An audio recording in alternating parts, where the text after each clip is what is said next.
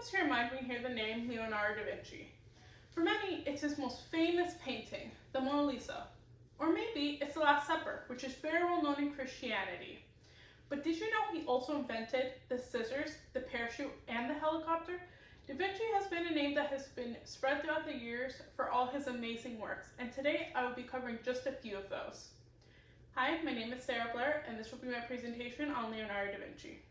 First, I will speak of his life, then I will speak about his paintings, the Mona Lisa and the Last Supper, as I mentioned before. Let's begin with his life. His life can be split between two parts, his early life and his adulthood. We'll start with his early life. According to History.com, he was born in 1452 in Asciano, Tuscany. This was on April 15th. And Asciano, Tuscany is now known as Italy. He was born to unmarried parents, Sir Piero da Vinci, who was a prominent notary, and Caterina, who was a local woman.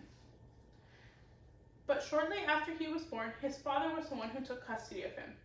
Since he grew up with his father, he had access to scholarly texts from friends and family, and painting was a tradition in the family, which is why when he was 15, his father had him apprenticed to Andrea del Verrocchio, who lived in Florence.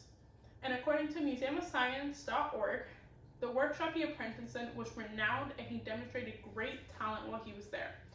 He was in this workshop from 1470 to 1475, and allegedly, he caused Verrocchio to never want to paint again, and he even painted one of the angels in Verrocchio's baptism of Christ. Now let's speak of his career and the rest of his life. In 1478, or when he was about 26, he opened up his own art studio. And 3 years later, he was called from a church to paint a piece for the altar that was called the Adoration of the Magi. While he was painting this piece, he used a new approach that was more advanced and developed in comparison to before. And while this painting was a depiction of the Virgin Mary and a child, that being Jesus.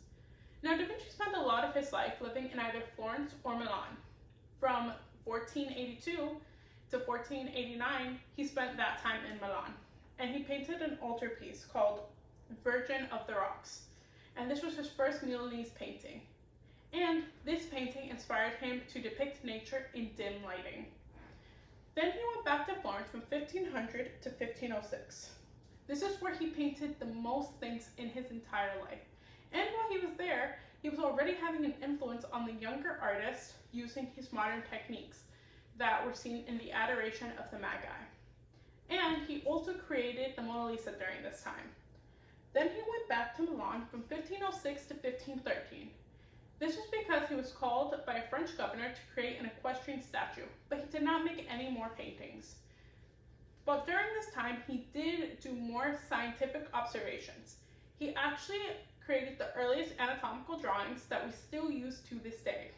Then he spent the rest of his life in Rome from 1513 to 1516, and he was very honored during this time, yet he was pretty much inactive, though he was the first architect, painter, and mechanic to the king. He later died in Cloutes on May 2nd, 1519. Now we will examine the Mona Lisa and the Last Supper. First, let's look at the Mona Lisa. As I said before, he created this while he was in Florence. He painted this in 1503, and it took about 4 years to complete. According to notablebiographies.com, this was a painting of a Florentine citizen's third wife.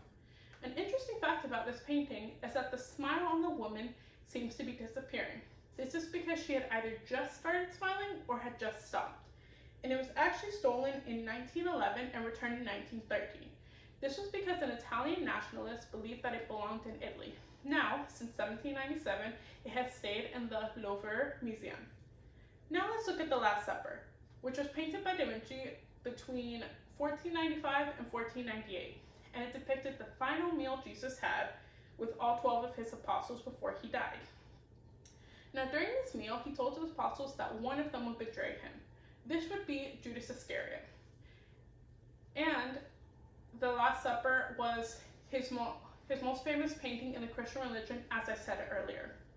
Now, Jesus expresses that Judas will be the one to betray him, in saying that the one who dips his hand in with me into the bowl is the one who will betray me, which is proven true when this is exactly what happens to Judas.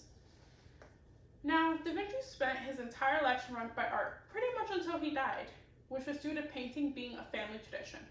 Today I discuss his life, as well as two of his most famous paintings, the Mona Lisa and the Last Supper. In conclusion, Da Vinci spent his life painting and creating many influential pieces that we still know to this day. He really did prove that hard work does pay off, because his hard work has left a lasting influence on generations to come, even after he died. That has been my speech on Leonardo da Vinci. Thank you.